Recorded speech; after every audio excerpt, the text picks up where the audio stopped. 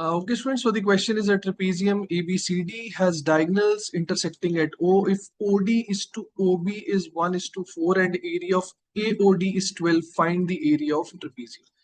पहले figure बना लेते हैं students. So let this be the trapezium ABCD.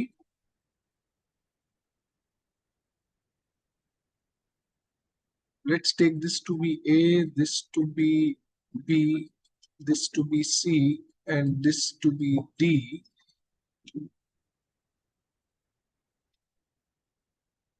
Let's draw the diagonals. Diagonals are intersecting at O. So this point is O, students. OD is to OB is 1:4. And we know area of AOD is equal to 12. ठीक है, क्योंकि area 12 है, area को मैं circle से represent कर रहा हूँ, राइट? तो 12 इज द एरिया है। अब स्टूडेंट्स देखिए, सबसे पहले तो आप सबको पता होना चाहिए कि जब हम ट्रेपेजियम बनाते हैं तो स्टूडेंट्स ये जो दो ट्राइंगल्स हैं, ये जो दो ट्राइंगल्स हैं, ये दो triangles which are containing the non parallel sides of trapezium, है ना? आप देखिए ये दोनों ट्राइंगल्स में वो वाली साइड्स आ रही हैं जो नॉन पैरेलल है। So these two triangle students will always have equal areas. ये ट्रेपेजियम की प्रॉपर्टी होती है, ठीक है? जब आप दोनों डायगोनल्स बनाएंगे स्टूडेंट्स, तो जो चार ट्राइंगल्स मिलेंगे उनमें जो दो ट्राइंगल्स है which are containing the non parallel sides, they will have equal areas.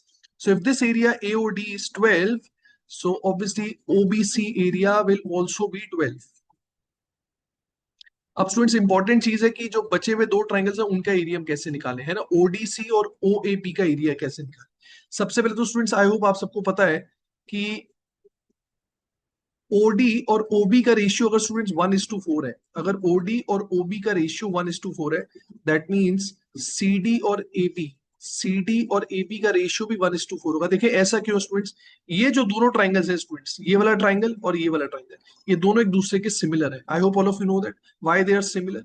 देखिए वर्टिकली ऑपोजिट एंगल्स आपस में बराबर होते हैं स्टूडेंट्स, और alternate angles, I can say this angle is definitely equal to this angle, और ऑब्वियसली अगर दो एंगल्स बराबर होंगे तो तीसरा एंगल तो बराबर होगा ही होगा।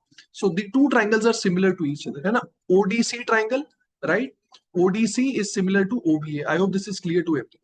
अब स्टूडेंट्स आप देख सकते हैं कोरिस्पॉन्डिंग साइड्स का रेशियो 1:4 आ रहा है, क्योंकि आप देखें यहाँ पर एंगल C के सामने, है ना, छोटे वाले ट्राइंगल में एंगल C के सामने आ रहा है OD, और एंगल C के बराबर कौन सा एंगल है स्टूडेंट्स? एंगल A, और एंगल A के सामने आ रहा है OB।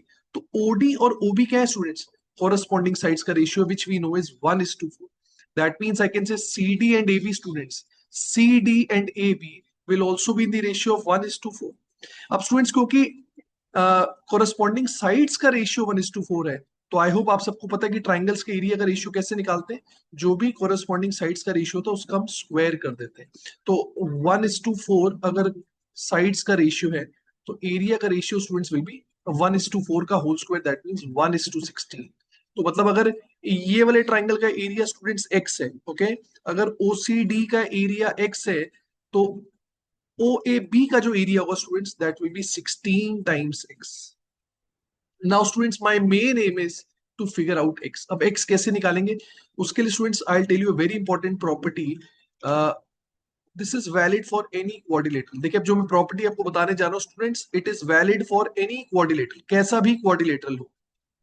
तो अगर कोई क्वाड्रिलेटरल आपको गिवन है, उसके अगर आप दोनों डायगोनल्स बनाएंगे स्टूडेंट्स तो चार ट्राइंगल्स मिलेंगे।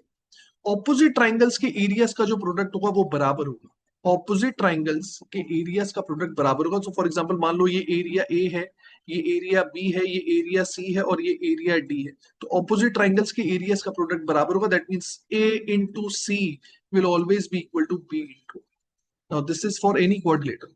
अब ट्रेपेजियम भी एक तरीके का क्वाड्रिलेटरल है, तो यहां पर मैं सेम प्रॉपर्टी अगर स्टूडेंट्स लगाऊं, so I can say that 12 into 12 it will be equal to x into 16x, and from here students you can see we'll get x square is equal to 12 into 12 upon 16, which comes out to be 9.